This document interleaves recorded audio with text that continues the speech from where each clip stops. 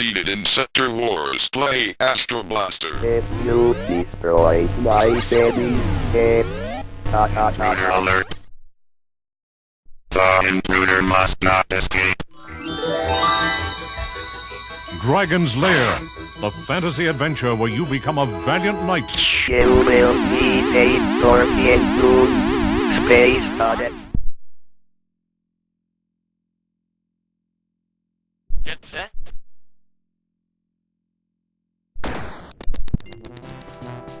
Paperboy, he doesn't write the news, he just delivers it. Money! Big prizes!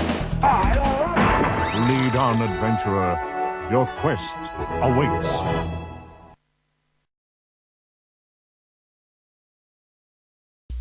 Hey folks, Crazy Climber 80 here again, and happy Memorial Day, everybody. Hope you got the day off. Hope you're enjoying it. I got it off, and I'm definitely enjoying it.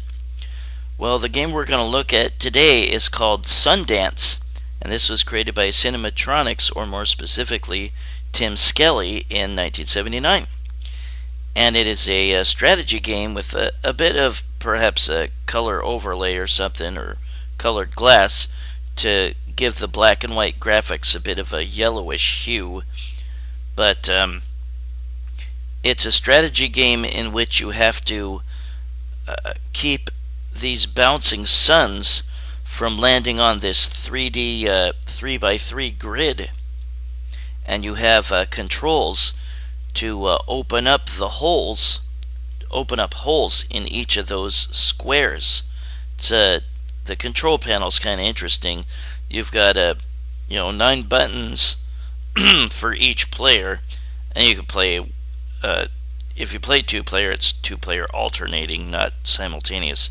But there's 9 buttons to control squares 1 through 9 to open up holes on them. There are also buttons to allow you to have more than just the original 2 bouncing suns. You can make it 3 suns or 4 suns even, and you can adjust that after you put in a credit. You can also take away the grid. I mean, it'll still be there, but it'll be invisible if you choose that option. Don't choose that option unless you're really good at this game. This game sucks. This Tim Skelly did not want Cinematronics to release it because he felt that it was not completed. There were some things he wanted added on, and I think that he thought should have been, and they just kind of rushed it into production, and it was terrible.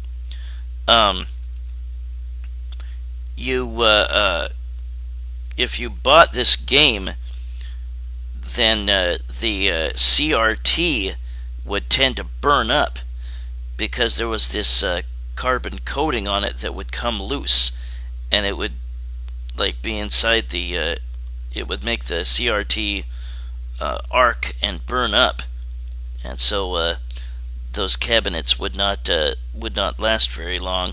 The game was just bad anyway. But yeah, these suns will bounce. There is one other button I didn't mention yet that is Nova, and you fire up this ball that can destroy the suns if they're about to bounce on the tiles, which you don't want them to do, because if they bounce too often, then your game will end. And we're going to get started in just a minute. If you can keep the stars or the suns going through enough holes, then you will get a big old bonus. Yeah, the game just doesn't seem finished. We'll get started here. See, I'm opening up the holes, and you have to train your eyes. The smallest stars will be on the back row. They will bounce on one of those squares in the back row. The medium ones will bounce on the middle row somewhere, and the largest ones will bounce on the back row somewhere. And you can at least tell which of the 3 squares they're headed towards, on that particular row. But it's just something you gotta train your eyes to see which row they're gonna land on. And there I got enough suns to go through the holes, and there I fired a nova. If you miss a sun with your nova, it'll just keep bouncing up and down unless you open up a hatch for it. And now after I get the bonus, then my game is timed. So you don't have much time to open up holes or shoot more suns.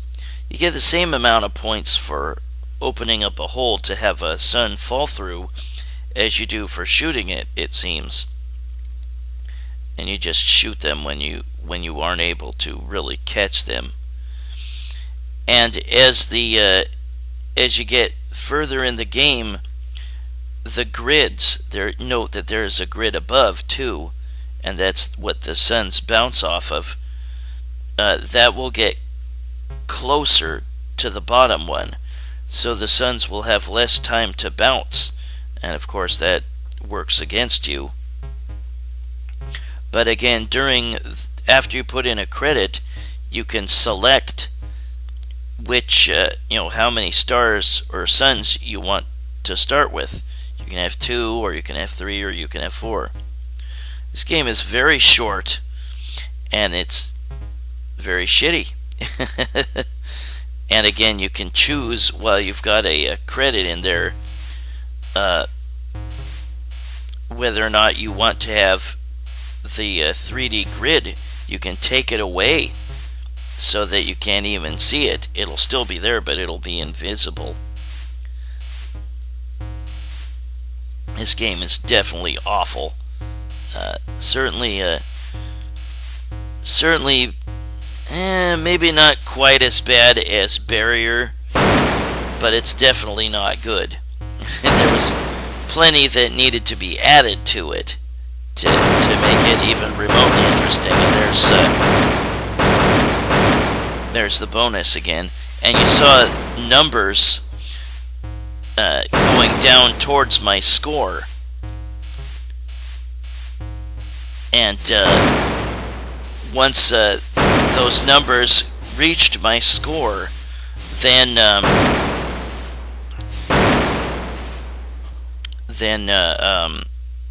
I would get that bonus, and it's 127 points. That is Sundance. Very crappy game by Tim Skelly and Cinematronics in 1979. And yeah, Mr. Skelly himself, I think, basically asked Cinematronics not to release it yet because there was some additions he wanted to make to the gameplay.